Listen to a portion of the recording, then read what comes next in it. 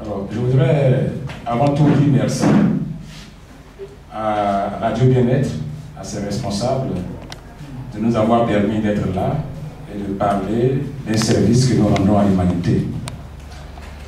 Je voudrais également dire merci à ce charmant public et à nos sympathiques auditeurs qui nous écoutent en ce moment.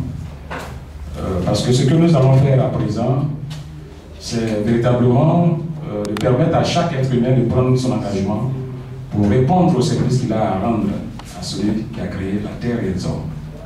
Je crois que quand on est œuvrant pour le bien-être et le bonheur de l'humanité, pour l'amélioration des conditions de vie de l'homme et du respect de l'être humain, c'est tout cela qu'on qualifie humanitaire. Alors, l'humanitaire est aussi celui qui aide les plus défavorisés au nom de la solidarité humaine. Voilà. Donc, organisme humanitaire, ça veut dire que c'est un organisme qui veut aider les défavorisés. Voilà. Alors, développement durable signifie quoi? Le développement durable est un mode de développement qui répond aux besoins du présent sans compromettre la capacité des générations futures de répondre aux leurs. Ça veut dire que ce monde-là ne nous appartient pas. Hein, ce monde-là, nous devons vivre dans ce monde parti et que nos enfants aussi viennent vivre dans ce monde-là. Et toutes les actions qui vont dans le sens de permettre cela, alors ce sont les actions durables, et donc c'est le développement durable. Voilà, donc essentiellement, c'est deux choses que nous sommes mises ensemble pour pouvoir faire. Donc, Interpol, à quel but? Donc, le but de l'Interpol, c'est donc mener l'action humanitaire et la mobilisation des ressources humaines, matérielles et financières en vue d'accomplir 3 missions stratégiques. La première mission, c'est d'apporter des solutions adaptées aux problèmes de plus en plus nombreux liés aux épidémies, aux catastrophes naturelles, à la détérioration progressive de l'environnement, à l'extrême pauvreté, à la faim sur le continent africain, dans les îles Caraïbes et du Pacifique ACP. La deuxième mission, c'est de faire face aux effets néfastes de la modernisation accélérée. En Afrique, les villes commencent à vraiment avoir une modernisation accélérée, de l'urbanisation non maîtrisée, du surpeuplement urbain et de la forte mortalité due aux accidents sur les routes et sur les lieux de travail dans la zone ACP. Troisième mission et la dernière, c'est de contribuer efficacement à la recherche de la paix et à l'entretien de la cohésion sociale en réponse à la grande souffrance, au désespoir agrandissant, à la hantise des conflits armés ou des troubles sociopolitiques dans les États de la zone ACP. Donc voilà donc les 3 missions qui constituent donc le fer de lance de notre action. Voilà donc ce que je peux dire pour l'instant. Alors, quelles sont les actions que vous avez déjà menées depuis votre création, docteur? Alors, ces actions-là, nous allons les articuler autour de 3 moments. Donc, le court terme, le moyen terme et le long terme. Alors, quand on a dit développement durable, en réalité, le développement durable a des composantes. Et donc, Interpol agit dans le cadre de l'humanitaire pour gérer vraiment ce qui est urgent. Mais une fois qu'on a fini de gérer ce qui est urgent, il faut penser à l'avenir. Donc, poser des actes qui vont nous permettre véritablement d'assurer l'avenir. C'est ça qui est le développement durable. Donc, humanitaire passe au développement durable pour être plus durable. Et concrètement, nous sommes basés en Côte d'Ivoire, à Abidjan, et spécialement à Yopougon, pour mener des actions. Effectivement, ces actions-là ont été un peu perturbées par les difficultés que nous avons connues dans le pays depuis 2000, nous avons dit. Donc, on n'a pas croisé les bras cependant. Nous avons pu faire un certain nombre de choses. Dans le court terme, alors nous avons voulu aider les communautés à gérer les urgences, aider les familles à gérer les urgences. Et donc, nous avons tablé sur la recherche de partenaires financiers. Et donc, en ce moment, nous avons mis en place un programme de financement des micro-projets économiques en faveur des femmes, surtout des mères, pour améliorer leurs conditions de vie, pour leur permettre d'être économiquement Également, ce programme envisage d'encourager les jeunes à s'engager dans l'entrepreneuriat. Quand on dit les jeunes engagés dans l'entrepreneuriat, c'est tous les jeunes. Il n'y a pas de saut-métier. Je vous dis ainsi en faisant un clin d'œil aux artistes. Parce que généralement, dans notre tradition, quand quelqu'un se met à chanter, on dit mais c'est parce que lui, il est paresseux, il n'a rien à faire, que ça va chanter ou ça va danser. Mais nous voulons encourager les jeunes de telle sorte que là où nous avons le talent, là où un jeune a le talent, c'est qu'il sait faire, véritablement, il devrait pouvoir organiser ça en projet pour qu'il trouve un financement. Mais un artiste doit pouvoir trouver un financement parce que c'est un projet. Nous savons que cela aussi peut permettre de vivre sa vie, de nourrir une famille. Je crois que les plus riches de ce monde, quelquefois, c'est des artistes. Alors, je connais un artiste qui a brigué la magistrature suprême, je crois qu'il a été élu président de son pays. Voyez-vous? Donc, les artistes ne sont pas négligés. Nous lançons l'appel aux jeunes pour dire que tu sais dessiner, tu sais chanter, tu sais danser, tu sais jouer à la guitare, mais c'est ce que tu sais faire. Transforme cela en projet, viens voir Interpol pour qu'on te trouve un financement.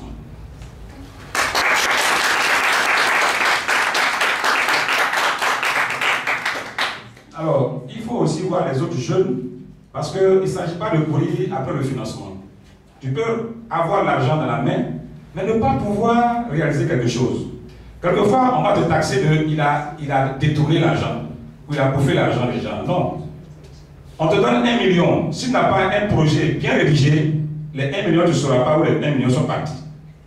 Donc, non seulement il faut financer le projet des jeunes, mais il faut également former les jeunes à l'entrepreneuriat et à la gestion de leurs projets. D'abord à la rédaction et à la gestion de leurs projets. Et même ça, il faut encore aller plus loin et encadrer et suivre ces jeunes que nous avons financés, jusqu'à ce que l'argent retourne et que cet argent reparte pour satisfaire d'autres jeunes. Et donc, c'est ce que nous faisons.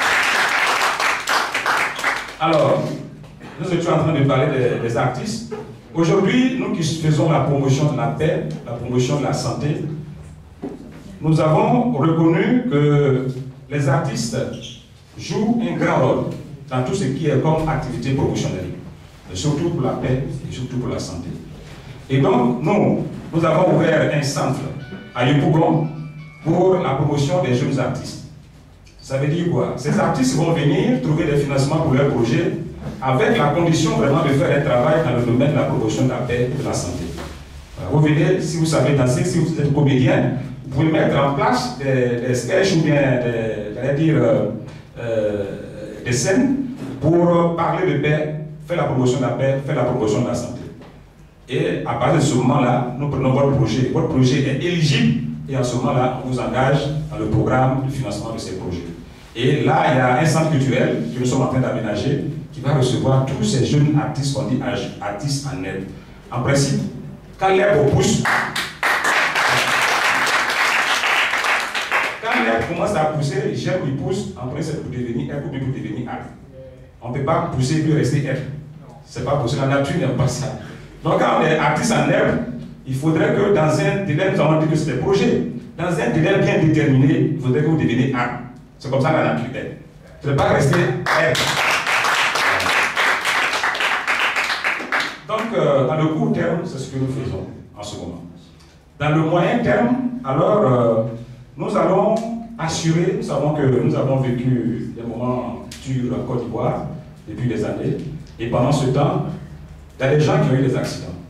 Je prends le cas des vaillants, qu'on appelle généralement les corps habillés. Et leur travail, c'est de nous protéger. Mais dans la protection, beaucoup d'entre ces personnes-là ont laissé leur famille périr, puisque soit ils sont restés là-bas, soit quand ils sont venus, ils ont été obligés d'être amputés. Il y a un service d'outils au CHU de Yopougon, qu'on appelle Vivre debout. Ils ont appareillé environ 80 ex-combattants. C'est des pères de famille qui, parce qu'ils sont allés travailler, ils sont revenus et ils sont devenus handicapés. Ça veut dire qu'ils ne peuvent plus travailler pour leur famille, pour nourrir leur famille. Et donc nous avons fait un partenariat avec Handicap International pour que, après les avoir mis debout, nous allons nous occuper de l'insertion, de la réinsertion. Ça veut dire que vous étiez bien portant, vous savez cuisiner, vous savez jouer par exemple la guitare, vous êtes maintenant handicapé, nous allons voir si vous voulez toujours jouer votre musique, jouer à la guitare. Sinon, nous allons vous aider à vous reconvertir dans une autre activité. Et généralement, c'est les activités génératrices de revenus. Quelqu'un qui a ses 2 pieds amputés, bon, il peut rester dans sa boutique, à côté de sa maison, avoir un peu d'argent, et puis bon, j'allais dire, nourrir ses enfants. Donc, c'est ce que nous allons faire. C'est le premier niveau d'aide aux personnes handicapées, la réinsertion. Ceux qui étaient normales et puis après sont devenus handicapés. Mais il y a des personnes qui vivent avec le handicap. Mais c'est des êtres humains également. Ils ont besoin d'avoir des familles, une famille, avoir des enfants, et les nourrir.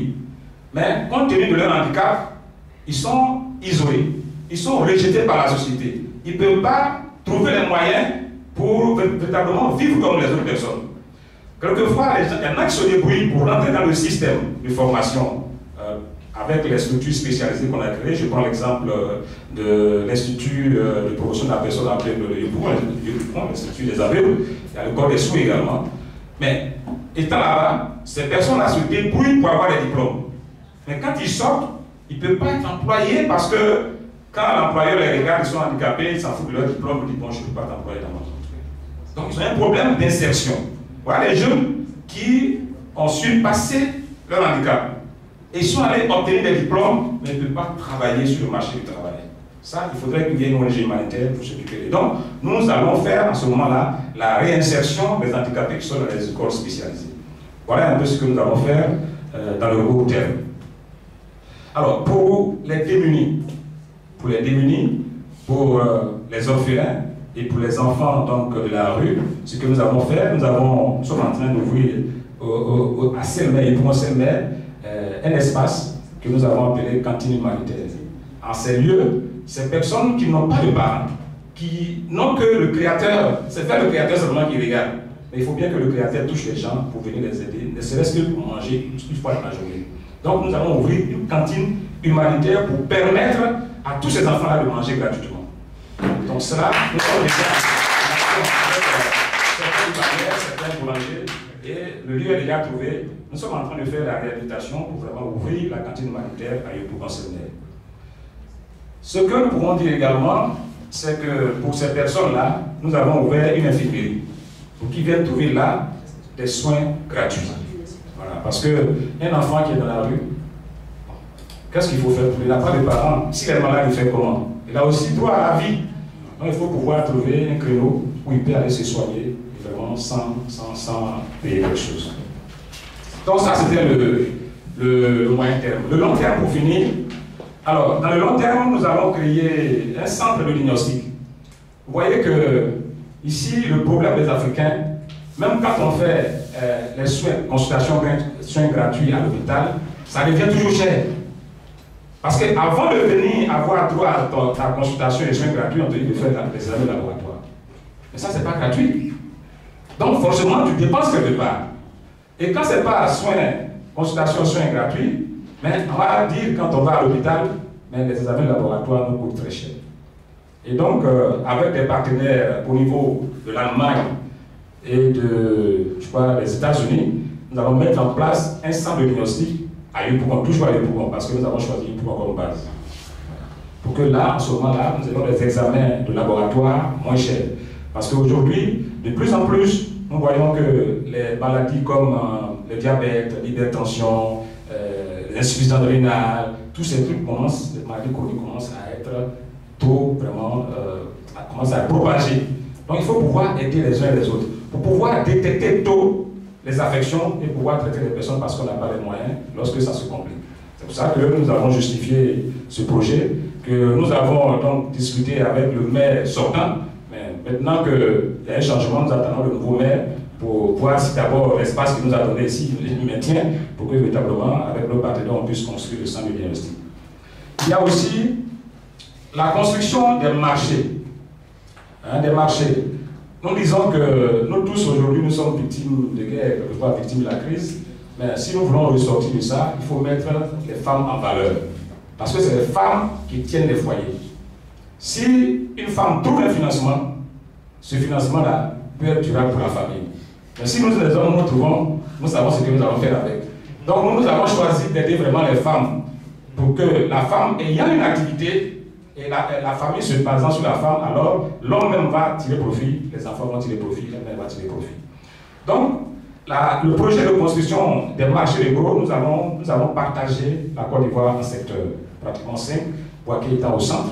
Nous allons construire un marché de gros à Korogo, l'autre marché à Bondougou, à Man et la base à Abidjan.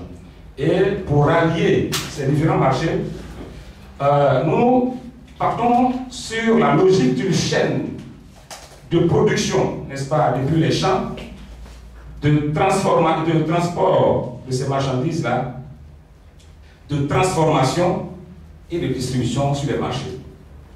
Les marchés au niveau national, mais aussi les marchés de la sous-région. Pourquoi pas les marchés européens? Je prends l'exemple du manioc. Nous allons organiser les femmes pour produire les maniocs dans les champs. Pendant que les femmes produisent le manioc dans les champs, elles ne se soucient pas de celui qui va venir prendre sa marchandise. Il y a déjà celle dont l'activité est de partir prendre dans les champs. Donc elle transporte. Quand elle transporte, elle ne se soucie pas de la transformation. Il y a celle qui doit faire la transformation. Celle qui fait la transformation ne se soucie pas de qui va venir acheter pour aller. Celle qui va prendre pour venir acheter est déjà là pour acheter. Par exemple, sous forme d'attiqué, vendre au niveau national, vendre au niveau du Burkina. Actuellement, on dit ça, on délifie, c'est-à-dire qu'on enlève l'eau qui est dedans et on rend ça, l'attiqué sous forme de couscous, qu'on envoie maintenant au niveau de l'Europe, au niveau en tout cas de l'Europe et des États-Unis. Donc voilà un peu, c'est cette chaîne-là que nous voulons créer. Et ces marchés que vous voyez là, lorsqu'on construit un marché, c'est toutes les activités dont une femme a besoin qui va se trouver là. Quand la femme quitte la maison pour aller au marché, si elle a un souci de où je vais laisser mon enfant, on règle ce souci-là, ça veut dire que tu vas aller trouver sur le marché là-bas, j'avais un enfant. Là, tu vas vendre des choses là, ton enfant, tu mets ton enfant en même temps. Comment on appelle ça? Voilà. Comment on appelle ça? Gabriel. Gabriel, donc j'avais un enfant. Voilà. Et du côté de santé, nous voyons que quelquefois, pour aller faire les longs rangs dans les PMI et autres, là, ça pose un problème. Donc la femme, elle prend son carnet de santé, elle va au marché, elle passe rapidement voir la sage-femme dans le marché, et puis elle va vendre sa chose. Si elle a un bébé, elle revient rapidement dans le marché, et puis elle se soigne. Et tout un tas de choses qu'on peut faire autour de ces grands marchés-là pour véritablement permettre à la femme d'être vraiment épanouie. Et en ce moment-là, je pense que l'être humain sera épanoui. Voilà un peu ce que nous sommes en train de faire à court, moyen et long terme. Alors, docteur Kwesi, à votre avis, les Ivoiriens ont-ils réellement besoin de paix? Ben, si les Ivoiriens n'avaient pas réellement besoin de paix, nous n'avons pas notre raison d'être. Parce que, justement, nous avons constaté que les Ivoiriens, c'est vrai, comme tous les autres Africains, nous sommes menacés par la pauvreté. Nous sommes menacés par la nature elle-même. C'est vrai que c'est nous qui l'avons donc provoqué, mais les inondations par-ci, les inondations par-là, sont en train de nous causer de véritables problèmes. Soit au niveau de la ville, c'est des gens qui restent sans abri. Au niveau du milieu rural, c'est des gens qui n'ont plus de terre cultivable, donc sont obligés de se réfugier. Donc on appelle ça des réfugiés climatiques. Donc ça pose vraiment un problème. Et tout ceci, la recherche de ce bien-être-là, on appelle ça aussi la recherche de la paix. Et sans omettre que quand les ressources sont insuffisantes, quand tout le monde doit chercher son existence, quelquefois, ça entraîne de véritables conflits. Et ces genres de conflits, nous les rencontrons beaucoup en Afrique subsaharienne et même en Afrique tout entière. Et ces conflits nous enlèvent la paix. Donc aujourd'hui, à cause de ces conflits, la paix s'envole sur l'espace africain.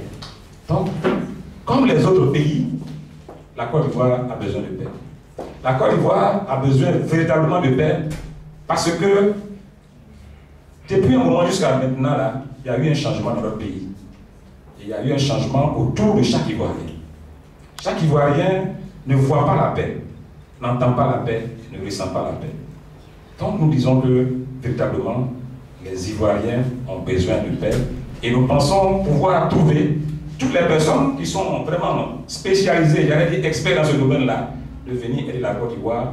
Et nous avons vu que la fondation Prem-Rawat, WOPG, mène des actions, effectivement, qui vont dans ce sens-là. La fondation Prem-Rawat essaie de permettre à certaines personnes qui ont faim, qui ont soif, d'avoir à manger, d'avoir à boire, pour retrouver leur humanité. Et quand ils ont retrouvé leur humanité, les conforter, les reconforter, renforcer leur capacité humaine par des paroles qui peuvent les reconstruire, qui peuvent les restaurer. Donc nous pensons que les Ivoiriens ont besoin de paix. Et il y a aussi, quelque part, la paix qui cherche les Ivoiriens, parce qu'il y a un spécialiste comme Frère Mawak qui veut effectivement les aider. Je vous remercie. Alors, docteur Kwesi, quels moyens avez-vous pour réaliser tous vos objectifs? Ok. Alors, tout à l'heure, quand nous étions en train de définir l'humanitaire, l'humanitaire, c'est celui qui va dire que oui, moi je vais aider mon frère qui est en train de souffrir. Il ne sait pas s'il a l'argent ou bien s'il n'a pas l'argent. Lui, il a la volonté d'aider son prochain. On peut l'appeler l'humanitaire. À côté de lui, il y a d'autres personnes et ils sont humanitaires et disent moi j'ai trop d'argent. Mon argent là, il y a beaucoup. Il y en a qui donnent, comment on appelle ça, leur héritage à des chiens, à des chats, chez les blancs là-bas. Et quelquefois ils sont là-bas et je connais une ONG qu'on appelle Global 2000 avec laquelle j'ai travaillé dans le cadre de l'éradication du ver de Guinée à Makono, dont le président fondateur est Jimmy Carter. Jimmy Carter n'a jamais vu le ver de Guinée. Les volontaires du Col de la paix sont venus en Côte d'Ivoire, ils ont pris photo du ver de Guinée, sont allés le montrer à Jimmy Carter. Jimmy Carter dit bon, je crée une ONG, une fondation, je dépose plein de milliards dedans, allez-y traiter le ver de Guinée. Donc voilà comment ça se passe. Il y en a qui, ceux qui veulent aider sont de deux types. Il y en a qui veulent aider mais n'ont pas l'argent, ils ont les idées, ils ont la volonté. Mais il y en a aussi qui ont l'argent, j'avais dit, ça traîne, et ils disent, moi cet argent-là, je vais mettre ça au profit des êtres humains. Mais comment je vais faire? Et aujourd'hui, les gens cherchent des gens à qui ils veulent donner l'argent. Et quand tu es quelque part, tu as la volonté, tu fais du travail et que tu es crédible, alors les gens te financent. C'est pour cette raison que l'ONG humanitaire, qui a déjà fait ses preuves avec des partenaires, avec le Canada, ils ont décidé effectivement de nous accompagner dans les œuvres. Mais je n'oublie pas aussi les entrepreneurs ici, les opérateurs économiques, qui eux aussi, quelquefois, il y a des cœurs sensibles qui veulent vraiment aider quand le projet est bien présenté et veulent aider. Donc c'est ces personnes-là, dans un système de financement du projet, nous aident à réaliser nos activités. Alors, docteur, quel message pourriez-vous adresser à tous ceux et celles qui vous écoutent en ce moment pour vous accompagner dans vos actions? Je voudrais simplement dire que la vie, si nous devons la vivre seuls, nous ne serons pas nombreux sur cette terre.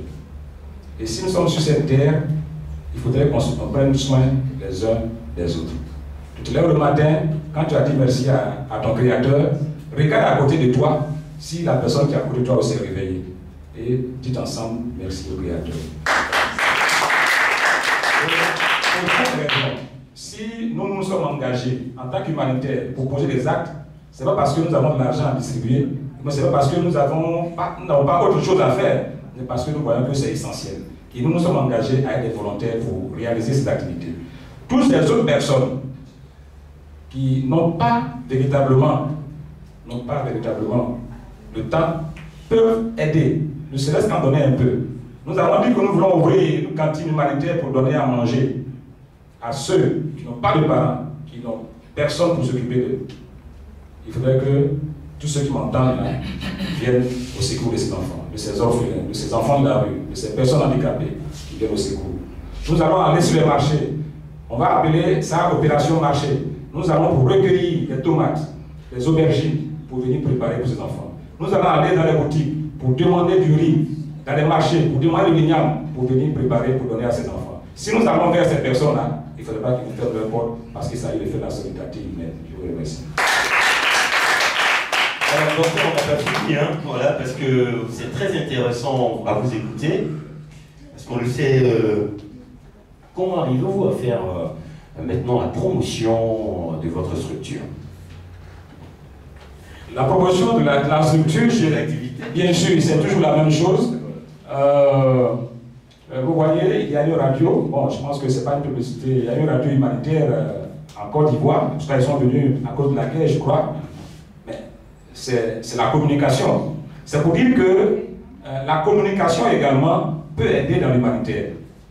Et c'est pour ça que je voudrais remercier la Radio Bien-être pour ces émissions thématiques, du point de vue écologique, du point de vue santé, du point de vue humanitaire, parce que ça, c'est déjà aider à l'humanitaire.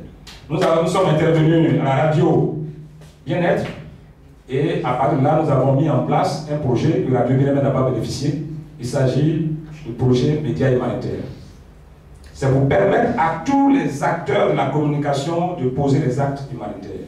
Et nous avons effectivement présenté ce projet à aux présidents des radios non commerciales, mais nous n'avons pas eu le temps de poursuivre ce dossier-là. Nous l'avons présenté également à l'ONUSI, qui a bien réceptionné notre dossier, mais nous pensons que par après, si nous poussons vraiment véritablement cela, nous allons pouvoir trouver des moyens pour le faire. Donc la radio humanitaire nous permet d'aider, de lancer nos projets, que j'avais appelés produits, à travers les radios de proximité. Parce que ça devrait être la vocation des radios de proximité. Puisque ce n'est pas pour chercher de l'argent, mais c'est pour le bien-être des communautés. Il est très important que ces radios-là puissent véhiculer, comme Radio Bien-être le fait, véhiculer le message des ONG. Je crois qu'il y a une émission ici pour ça. Et ça, il faudrait encourager ça partout. Et lorsque nous allons recevoir les moyens dans quelques mois, nous pensons que nous-mêmes, nous allons mettre à l'exécution le projet Médias humanitaires et nous allons sélectionner un certain nombre de radios, les financer, pour dire que même les journalistes ont besoin d'être financés. Parce que si nous qui avons besoin de bénéficier de la communication, nous ne prenons pas en compte le journaliste, parce que les journalistes sont très maltraités, si nous ne prenons pas en compte les journalistes comme étant des artistes, comme étant des promoteurs, des acteurs économiques, des acteurs humanitaires, pour leur donner suffisamment de moyens, nous n'allons pas arriver à installer ni la démocratie, à pouvoir faire passer nos programmes de santé et nos programmes de promotion de la paix. Donc, projet Médias humanitaires, déjà, nous essayons de négocier, parce que nous n'avons pas encore mis en place effectivement le projet. Donc, nous négocions avec les médias pour faire passer nos messages, mais avant la fin de l'année, nous-mêmes, nous allons réaliser pour nous qu'il y aura une radio régionale déjà que nous allons mettre en place à Boaké. Voilà, donc, pour dire que nous nous appuyons sur les médias pour faire passer nos messages. Voilà, donc aidez-nous. Avec vous, je rappelle que dans Mission Humanitaire, ce sera l'occasion, avec la collaboration de Madame Kofi, de pouvoir au moins se finaliser cela. Alors, avez-vous un message particulier à l'endroit de cette jeunesse ivoirienne? Mon message est simple. Mon message est simple. La jeunesse ivoirienne, tous les jeunes qui se trouvent sur le territoire ivoirien, ils n'ont qu'à dire que avant eux, il y avait leur père. Et quand on vient sur la terre, on ne reste pas sur la terre. Un jour, leurs pères là vont partir. Et c'est cette jeunesse-là qui va rester dans la Côte d'Ivoire. Donc, que cette jeunesse ne soit pas une jeunesse plaintive, tout le temps en train de se plaindre, tout le temps en train de se plaindre. Sur la meilleure FM 94.0, rappelons tous nos partenaires, Emma Records, Canal 225, Image, Production Internationale, WOPG, Radio Cosmoculture. Et mesdames et messieurs, nous passons maintenant à l'espace jeu pour vous faire gagner un magnifique CD de l'artiste Charlie Yapo. Alors vous devez, si vous avez bien sûr bien écouté cette émission depuis le début, citer une émission de Radio Bien-être et son animateur. Alors la première question est, citer une émission de Radio Bien-être et son animateur. Vous devez également nous dire qui peut-on appeler humaniste volontaire. Dites-nous, qui peut-on appeler humaniste volontaire? C'est la deuxième question. Et la troisième question, qui est l'invité du jour? Qui est l'invité du jour? Qui est-ce qu'il fait dans la vie et qu'est-ce qu'il fait dans la vie? Voilà, c'était ça la question. Qui est notre invité du jour et qu'est-ce que l'invité du jour fait dans la vie? Voilà. Alors, les trois questions, on va les répéter. Vous pourriez contacter, tout à l'heure, Madame Kofi va donner le contact de la radio, citer une émission de la radio Bien-être et son animateur. Vous avez eu l'occasion d'écouter vraiment le programme. Hein. On a donné tout le programme. Il y a eu même 2 animateurs qui sont dans cette salle, qui sont venus parler de leur programme. Alors, citer une émission de la radio Bien-être et son animateur. La deuxième question est la suivante. Qui peut-on appeler humaniste volontaire? Voilà. Qui peut-on appeler humaniste volontaire? Et la troisième question, qui est l'invité du jour et quelle fonction exerce-t-il? Qui est notre invité du jour et quelle est sa fonction? Nous vous attendons. Madina, s'il te plaît, viens. Tu vas donner rapidement le contact. Voilà. Vas-y.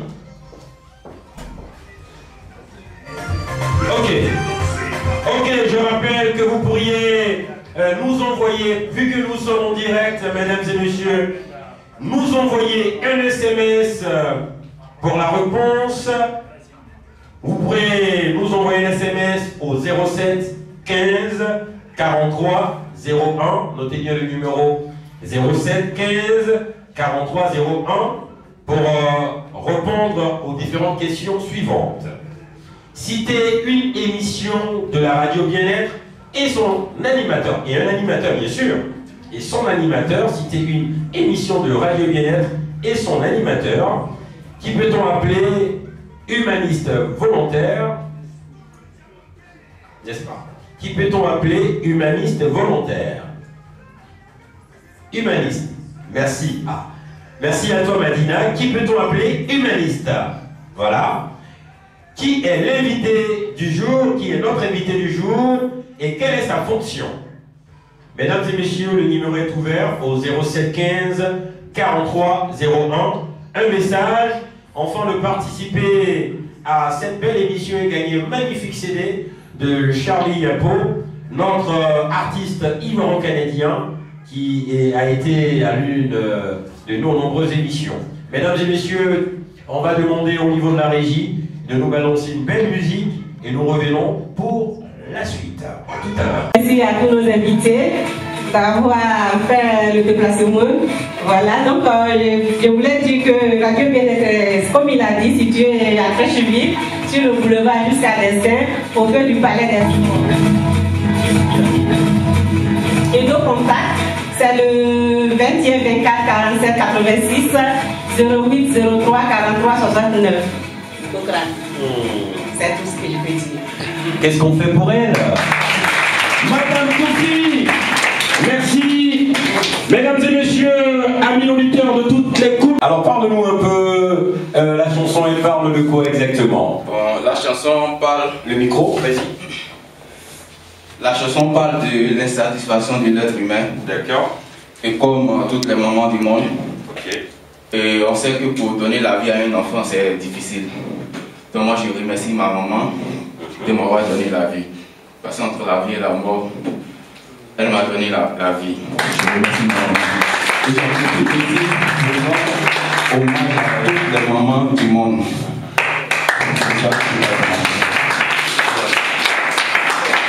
Et de près, qui reçoit son vin de famille. La haine a pris la place de la mort dans nos cœurs. Nous sommes tous coupables, personne n'est innocent.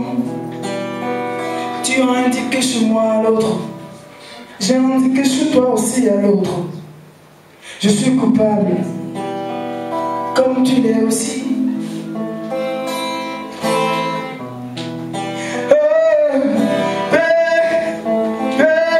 Dans nos cœurs, dans nos cœurs, si on partit, on va... Mon message est simple. Mon message est simple. La jeunesse ivoirienne, tous les jeunes qui se trouvent sur le territoire ivoirien, ils n'ont qu'à dire que avant eux, il y avait leur père. Et quand on vient sur la terre, on ne reste pas sur la terre. Un jour, leurs pères là vont partir. Et c'est cette jeunesse-là qui va rester dans la Côte d'Ivoire. Donc, que cette jeunesse ne soit pas une jeunesse plaintive, tout le temps en train de se plaindre, tout le temps en train de se plaindre. Donc je souhaite que cette jeunesse soit une jeunesse qui s'engage, une jeunesse qui prend des initiatives, une jeunesse qui se cherche, comme eux le disent eux-mêmes, une jeunesse qui se cherche, mais pas une jeunesse oisive, une jeunesse qui attend de venir être instrumentalisée par les hommes politiques pour vivre leur vie. Donc, le dernier mot de fin, je crois que nous avons déjà dit l'essentiel, mais ce n'est qu'un remerciement. Remercier la radio Bien-être et ses responsables, remercier ce charmant public qui m'écoute, remercier tous les invités qui ont dû faire le déplacement pour venir écouter Radio Bien-être et l'émission Bien-être Humain, et également remercier WPG, parce que ce que je sens, ce que j'entends dans ce que cette fondation veut faire à Côte d'Ivoire, vraiment je pense que la paix c'est la base de tout. Et donc je voudrais remercier la fondation et remercier aussi nos auditeurs qui nous écoutent en ce moment, parce que c'est pour eux que la radio vit, c'est pour eux que nous vivons, et c'est pour eux que nous sommes en train de faire tout cela. Très intéressant à vous écouter, parce qu'on le sait. Comment arrivez-vous à faire maintenant la promotion de votre structure? La promotion de la structure, bien sûr, c'est toujours la même chose. Vous voyez, il y a une radio, bon, je pense que ce n'est pas une publicité, il y a une radio humanitaire en Côte d'Ivoire, je crois qu'ils sont venus à cause de la guerre, je crois, mais c'est la communication. C'est pour dire que la communication également peut aider dans l'humanitaire. Et c'est pour ça que je voudrais remercier la radio Bien-être pour ces émissions thématiques, du point de vue écologique, du point de vue santé, du point de vue humanitaire, parce que ça, c'est déjà aider à l'humanitaire. Nous sommes intervenus à la radio Bien-être. Et que vous voudrez toujours.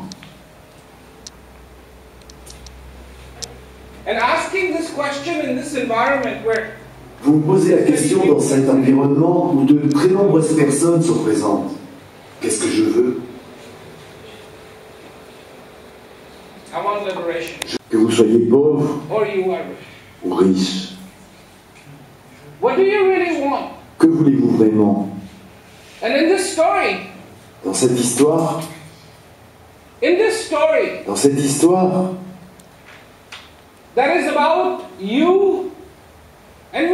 à propos de vous et de moi,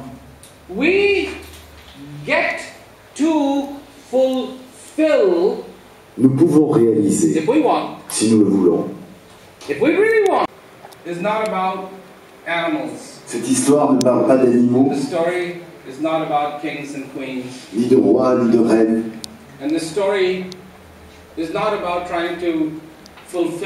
Et cette histoire n'essaie pas de réaliser le fantasme de quelqu'un. Mais cette histoire parle de vous et moi. Nous, êtres vivants qui existons. Il ne s'agit pas de nos aspirations à être riches ou pauvres. N'a pas besoin de nom.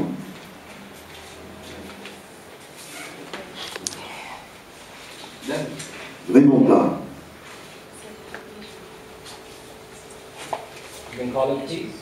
Vous pouvez l'appeler la paix, pas de problème. Vous pouvez l'appeler le bonheur, pas de problème.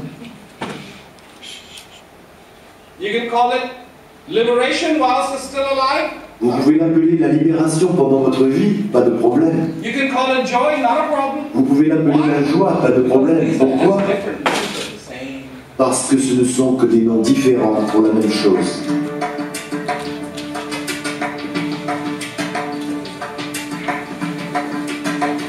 Parole de Dieu.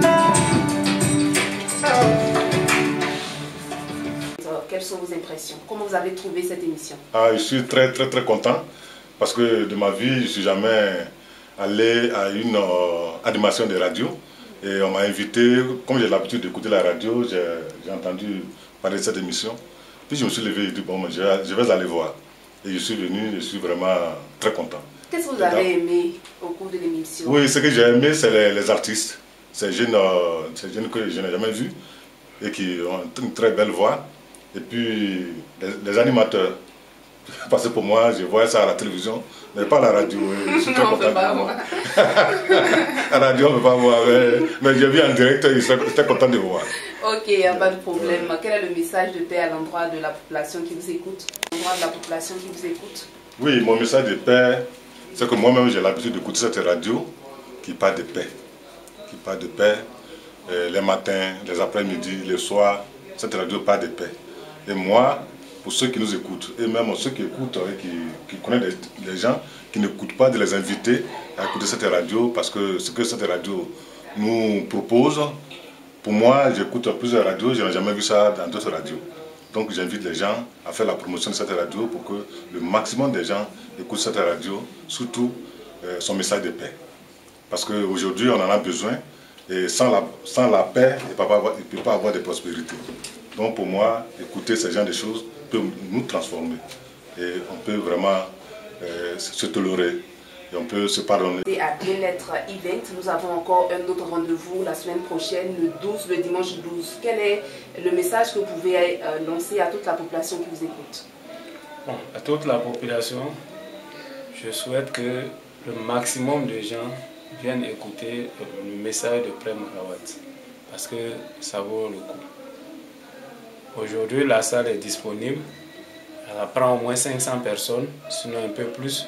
Mais j'aurais souhaité que le maximum de gens qui sont à la recherche de la paix, la vraie paix, ce n'est pas une vue d'esprit, cela vienne. Parce que la paix, c'est au niveau du cœur que ça se ressent. Ce n'est pas la théorie. Donc, je profite de votre antenne pour dire à toutes